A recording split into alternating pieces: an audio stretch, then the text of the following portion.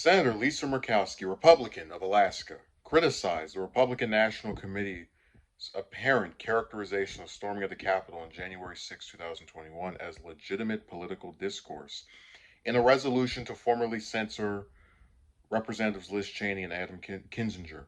The RNC on Friday voted to censor both lawmakers with a resolution saying that they have been engaged in the persecution of ordinary citizens, engaged in legitimate political discourse by participating in the House Select panel investigating the insurrection at the Capitol. The two were also censored for their past criticism of former President Trump. How dare you speak out against dear leader?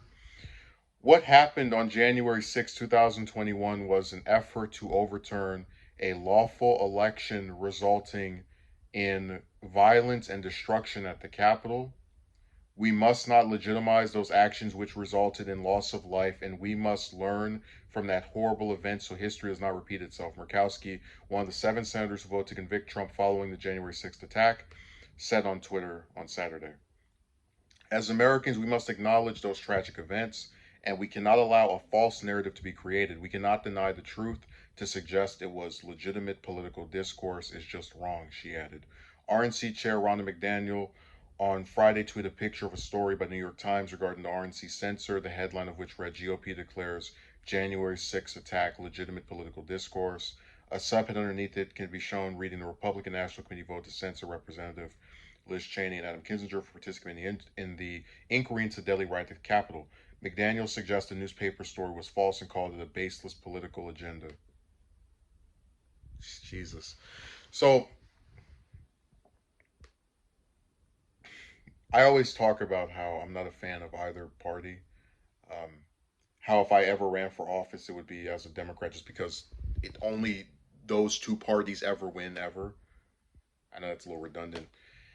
And I mentioned before, there's a lot of bad things about Democrats as well, but I know for a fact that there is no way in hell, if I were a Democratic lawmaker, whether that's a senator, congressman, I would be censored by the DNC for my criticisms or past criticisms of Biden.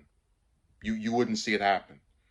Um, and it's so weird to have these people who talk about the fascist, right?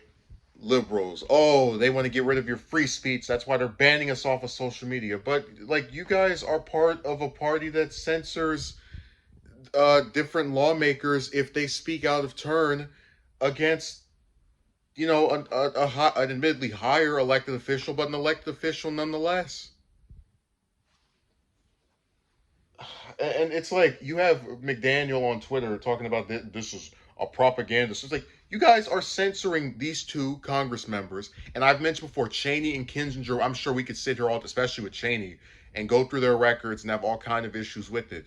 But I have to defend them when I believe and I know that the RNC is trying to go after them for cooperating with an investigation into an unlawful attack on the U.S. Capitol that led to deaths of multiple people because a bunch of grown crybabies were mad that they didn't win an election.